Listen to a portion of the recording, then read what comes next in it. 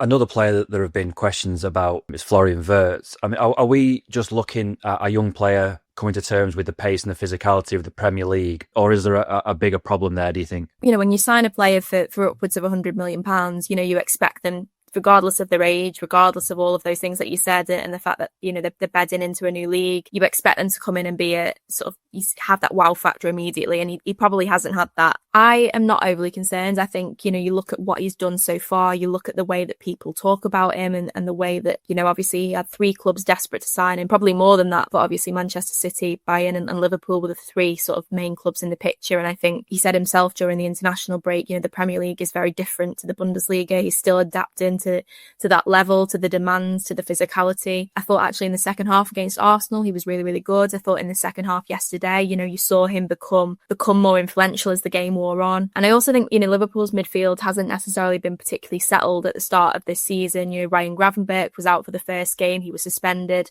Alexis McAllister's been in and out. Dominic Szoboszlai has been going to right back. And once he's able to sort of consistently get a run alongside a group of players who he can sort of find a level and a connection with, that's when we might start to see the best of him.